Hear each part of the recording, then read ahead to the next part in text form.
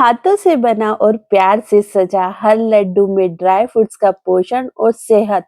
इस राखी अपने भाई के लिए सबसे अच्छा चुने और भाई बहन के रिश्ते को और भी मजबूत और मीठा बनाए। त्योहार की मिठास और सेहत की बात हमारे ड्राई फ्रूट्स लड्डू के साथ। तो चलिए बनाना शुरू करते हैं। लाइक शेयर और सब्सक्राइब जरूर कीजिएगा अगर आपको हमारा वीडियो पसंद आता है। तो यहाँ मैंने कोकोनट ले लिया। आप सोच रहे होंगे कि मैं यहाँ कोकोनट ले रही हूँ। जी हाँ, सारे ड्राई फ्रूट्स लेंगे जो जो आपके पास अवेलेबल हो उनसे ये रेसिपी बनाकर तैयार करें, बहुत ही ज़बरदस्त बनती है। तो यहाँ मैंने डेसिकेटेड कोकोनट नहीं लिया, आप चाहे तो वो भी ले सकते हैं।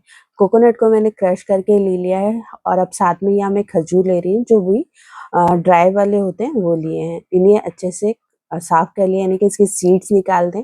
और इस तरह से यहाँ मैंने 200 से 250 ग्राम के बराबर ये कोकोनट लिया है। उसी के मात्रा से मैंने यहाँ पर 300 ग्राम खजूर लिए हैं जो सूखे वाले हैं। अब यहाँ कुछ मखाने ले लेंगे, ये भी इसको और भी ज़्यादा हेल्दी बनाएगा, बहुत ही ज़्यादा फायदेमंद होता है। तो यहाँ 100 ग्राम के बराबर ये मैं मखाने का यूज़ कर रही हूँ।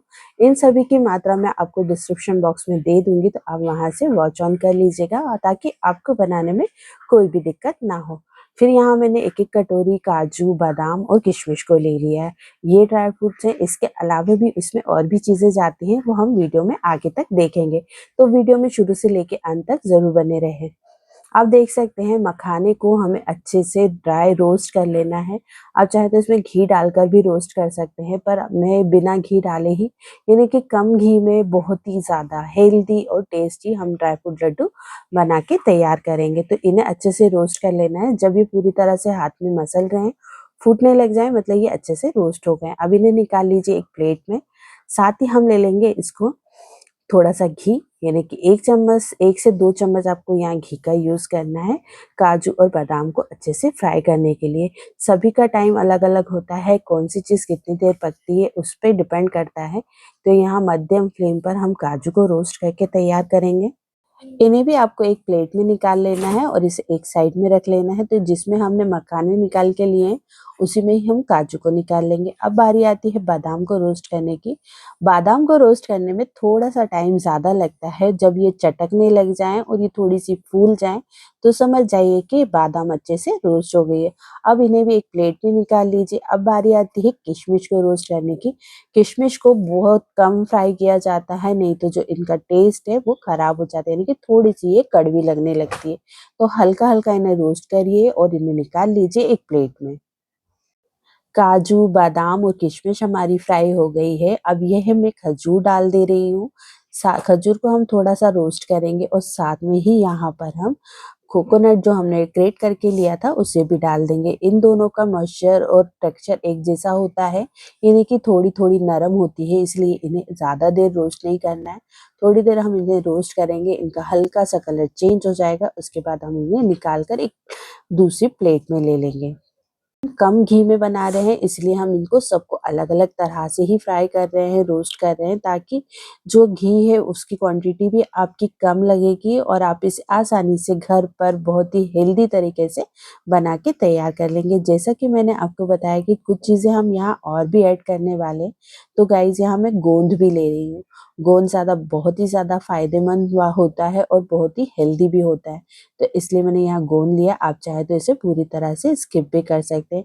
पर है ना, ड्राई फ्रूट लड्डू में गोंद जब आता है वो थोड़ा-सा क्रंची-क्रंची लगता है, तो खाने में बड़ा ही ज़बरदस्त लगता है लड्डू का टेस्ट। तो मैंने यहाँ गोंद का यूज़ किया है। इन्हें भी हम हल्का-हल्का इस तरह से फ्राई करना है कि ये फूल कर अच्छे से तैयार हो जाए। उसके बाद इस तरह से, क्योंकि ये घी को सोख लेते हैं, इसलिए आपको इसे छन्नी पर लेना है, ताकि जो जितना भी घी ये सोखेंगे वो नीचे छन्नी से आराम से वापस कढ़ाई में आ जाएगा। इस तरह से हम सारे गोंद को फ्राई करके रेडी कर लेंगे।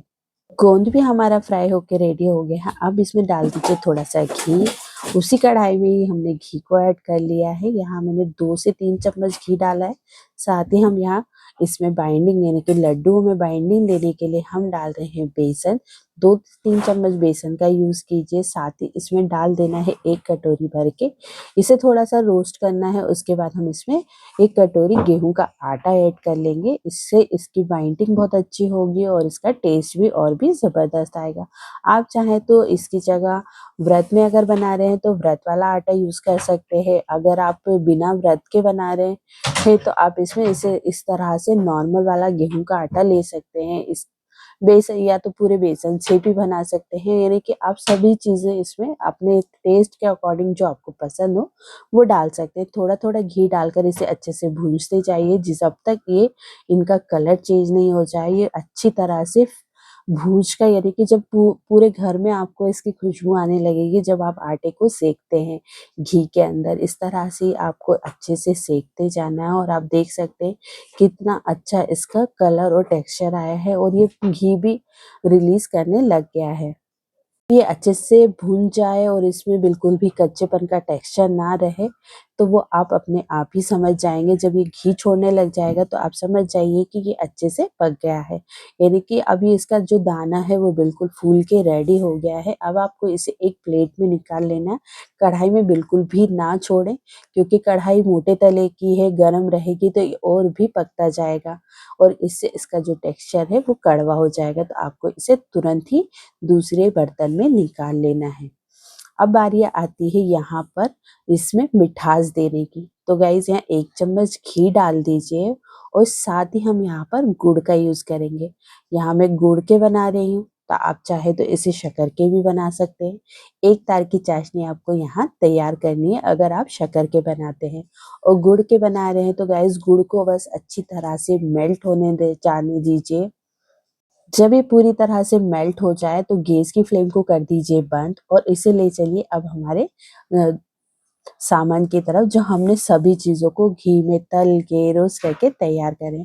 गोंद आपको देख के बता ही सकते हैं कि ये अच्छे से फ्राई हो गए हैं। हाथों से मैश कर रहे हैं तो बिल्कुल भी कड़क नहीं लग रहे हैं, यानी कि अच्छे से फ्राई हो गए हैं। अब बारी आती है इन सभी चीज़ों को एकजुट करने की। तो जो कोकोनट और खजूर हमने रोस्ट करके लिया था, इसे हम फाइन पेस्ट बनाकर रेडी कर लेंगे, यानी कि इसे आपको मिक्सर में पल्स मोड पर चलाना है ताकि ये अच्छे से पिस के तैयार हो जाए। दोनों को साथ में पकाने का रीज़न यही था कि ये इस तरह से बहुत ही जल्दी फाइन इनका पाउडर बन जाता है, ताकि आपको और बनाने में किसी भी तरह की कोई भी परेशानी नहीं हो। सारा पाउडर हमने खोपरे और खजूर का बना के ले लिया। अब बारी आती है ड्राई फ्रूट को। आप चाहें तो इसे क्रशर में क्रश करके भी ले सकते हैं, पर मैं यहाँ पर मिक्सर का ही यूज़ कर रही हूँ ताकि ये इन्हें मैं ज़्यादा फाइन भी नहीं करूँगी, बस इन्हें दरदरा पीस के हम रेडी कर लेंगे। तो ये सारी चीज़ें जो मखाने हैं, काजू है, बादाम है, हम इसमें डाल देंगे। किशमिश को आपको इसमें नहीं डालना है, नहीं तो ये चिपचिपा सा पेस्ट बन जाएगा। बस आपको इसे अच्छे से ड्राई यानी कि दरदरा पाउडर बनाकर रेडी कर लेना है। तो हमने ये सभी चीज़ों को फाइन पाउडर सा बनाकर रेडी कर लिया है और इसी परात में, यानी कि जो बड़े से बर्तन हमने लिया है उसमें हम डालते जाएँगे। सारी चीज़ों को अच्छे से आप देख सकते हैं किस तरह से हमने इन्हें ड्राई दरदरा से पीस के रेडी किया है, ताकि इसका जो टेक्सचर है मुँह में आएगा तो आपको भी खाने में बड़ा मज़ा आएगा। बस वो जो थोड़ा-सा घी प्लेट में लग रहा था वो भी मैंने इस तरह से रब करके ले लिया है। क्योंकि कोई भी चीज़ वेस्ट नहीं होनी चाहिए। अगर आप घर पर बना रहे हैं तो हेल्दी तरीका तो है ही है, साथ में कोई भी चीज़ वेस्ट ना हो, इसलिए हम इस तरह से यूज़ करते हैं। बस इस तरह से आपको सारा कर लेना है। अब जो आटा हमने भून के लिया था, आटा और बेसन, वो हम इसमें डाल देंगे। अब ये काफ़ी गरम है, तो आपको इसे हाथों से नहीं छूना है। मैंने छू लिया तो मुझे पता चला कि बहुत गरम है। फिर उसके बाद इसमें इलायची पाउडर डाल दीजिए, थोड़ी-सी काली मिर्च पाउडर, थोड़ा-सा सोंठ पाउडर। आप इन लड्डुओं को ठंडी में भी बनाकर खा सकते हैं, ये बहुत ज़्यादा टेस्टी लगते हैं और इतने हेल्दी होते हैं कि आप इसे जब बनाएँगे तो आपको अपने आप ही समझ में आ जाएगा कि ये ड्राई फ्रूट लड्डू कितने ज़्यादा हेल्दी और शुगर फ्री बन के तैयार हुए हैं। क्योंकि हमने यहाँ शुगर का यूज़ नहीं किया है, इसलिए यहाँ हमने गुड़ का यूज़ किया है। अब इसे अच्छे से मिक्स कर लेना है। अभी काफ़ी गर्म है तो आपको इसे हाथों से नहीं छूना है, किसी चम्मच या इस तरह से स्पैचुला की मदद से आप इसे मिक्स करते जाइए। जब ये थोड़ा ठंडा होने लग जाएगा तो आपको करना आसान हो जाएगा हाथों से। मैं अभी इसे स्पैचुला से मिक्स कर रही हूँ, आप देख सकते हैं क्योंकि गुड़ हमने अभी-अभी ही इसमें डाला है, तो गुड़ काफ़ी गर्म होता है। बस इसे अच्छे से मिक्स करते जाना है और अगर आपसे ये मिक्स नहीं हो रहा है तो आप इस तरह से मिक्सर जार का भी यूज़ कर सकते हैं इसे अच्छी तरह एकजुट करने के लिए। अब मैं यहाँ इसे हाथों से मिक्स करती जा रही हूँ। आप देख सकते हैं इसका जो टेक्सचर है दरदरा सा नज़र आ रहा है और अगर ये बंध नहीं रहे हों आपसे इस तरह से ये तो बहुत आसानी से बन जाते हैं। पर मैं आपको तरीका भी बता देती हूँ कि अगर आपसे ये नहीं बन रहे हो तो आपको करना क्या है। गुड़ और सबकी मात्रा जो हमने ली है वो बिल्कुल परफेक्ट है, पर फिर भी आप इसे एक बार और अच्छे से मिक्स कर लीजिए। मिक्सर जार में डालिए और एक बार पल्स मोड पर घुमाइए और उसके बाद इस तरह से आप इसका टेक्सचर देखेंगे कि ये जो है वो जो ऊपर मैंने अभी डाला वो दोनों में बहुत ही अंतर नज़र आ रहा है। यानी वो बहुत अच्छी तरह से मिक्स हो गया और ये अच्छे से मिक्स नहीं हुआ है। बस आपको ये बात का ध्यान रखना है अगर आप इसे अच्छे से मिक्स करते हैं तो बाइंडिंग भी बहुत अच्छी होगी और बनाना बहुत ही आसान हो जाएगा। अच्छे से मिक्स कीजिए और इसके बाद इसके जो लड्डू बनाएँगे वो बहुत ही ज़बरदस्त और एकदम खाने में मज़ेदार लगेंगे।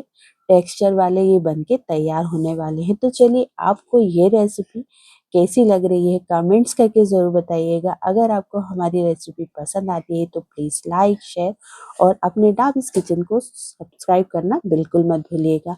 और इस अपने ये वीडियो को ज़रूर शेयर कीजिए ताकि और भी लोगों तक ये जानकारी पहुँचे और वो इन लड्डुओं का मज़ा ले सके। तो आप देख सकते हैं कितना आसान सा तरीका है, बहुत ही हेल्दी है, घर में बने हुए हैं तो और भी इस रक्षाबंधन को और भी मज़ेदार कर देंगे। तो चलिए बनाइए, एन्जॉय कीजिए। मैंने तो बना लिए हैं, आप इन लड्डुओं को कब बनाकर एन्जॉय करने वाले हैं मुझे कमेंट्स करके बिल्कुल बताइएगा। चलिए मिलते हैं इसी और भी मज़ेदार रेसिपीज़ के साथ। तो सारे लड्डू हमारे बनके तैयार हो गए हैं। अब मैं आपको इसका एक तोड़कर टेक्सचर भी दिखाती हूँ कि ये कितने ज़बरदस्त बनके तैयार हुए हैं। इनकी शेल्फ लाइफ भी काफ़ी लंबी होती है और इन्हें आप स्टोर कर कर महीने भर से भी ज़्यादा रख सकते हैं। और आप इनका टेक्सचर देखकर समझ ही गए होंगे कि कितने ज़बरदस्त घी में लच-पच बन के तैयार हुए हैं। बहुत ही कम घी लगता है पर ये जब बनते हैं बहुत ही ज़बरदस्त बनते हैं। हाथों में मैं आपको इसका घी का टेक्सचर दिखाऊँगी तो आप समझ ही जाएँगे कि ये कितने ज़बरदस्त बन के तैयार हुए हैं और इनकी शेल्फ लाइफ भी काफ़ी लंबी होती है। तो आप इसे आसानी से स्टोर करके भी रख सकते हैं, आप इसे गिफ्ट भी कर सकते हैं।